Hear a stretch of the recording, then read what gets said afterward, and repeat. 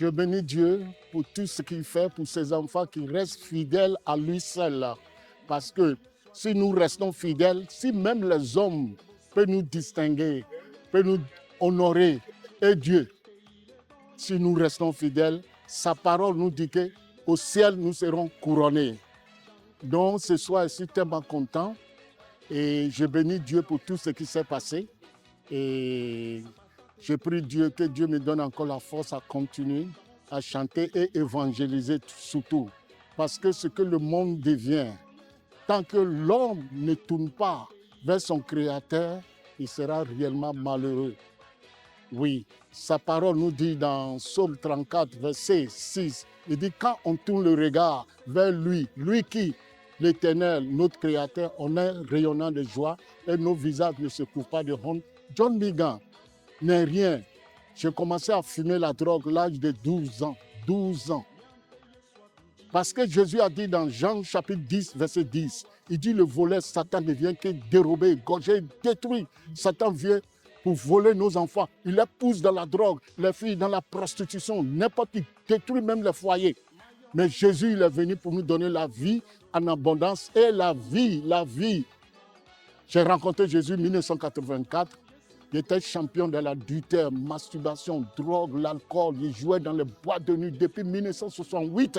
John Miguel est dans les boîtes de nuit qui jouait pour Satan. La drogue, mes amis sont des prostituées. Il était fatigué, chargé. Mais Jésus a dit, venez à moi, vous tous qui êtes fatigués, chargés, je vous donnerai du repos. Moi-même, je voulais sauver ma vie par mes propres efforts, mais je n'arrive pas. La Bible nous dit que l'homme est esclave de tout ce qui lui triomphe. Il était champion dans tout, adultère, masturbation, vol, tout. Mais en 1984, Jésus m'a fait grâce. En Côte d'Ivoire, j'ai fini de jouer dans boîte de nuit un samedi nuit.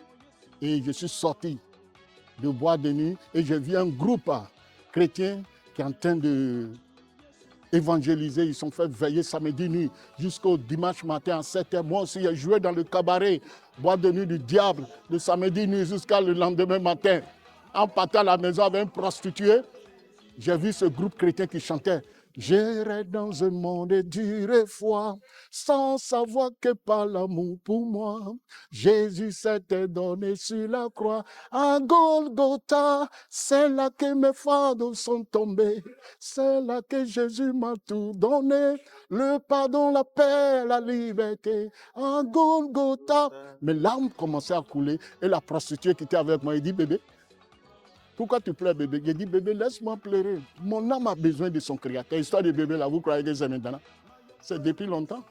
Et j'ai donné ma vie à Jésus ce dimanche-là. Depuis ce temps, 1984, je n'ai plus mis mon pied dans les cabarets, dans le bois de nuit. J'ai commencé à aller à l'église. L'église, c'est un hôpital. Les gens croient que l'église, c'est un lieu de réjouissance. On vient, on fait miss de beauté, on vient, on met les faux cils, les faux cheveux. Non! L'église, on vient pour être guéri. Il y a des maladies qu'aucun docteur dans ce monde peut guérir. Aucun sénachi. Les docteurs peuvent guérir les maux de tête, maux de ventre, tout ça là. Mais il y a des maladies qu'aucun docteur peut guérir. On appelle ces maladies péché. Jésus m'a délivré du péché. C'est pour cela aujourd'hui, je suis libre de le chanter, de le prêcher et toujours content, joyeux.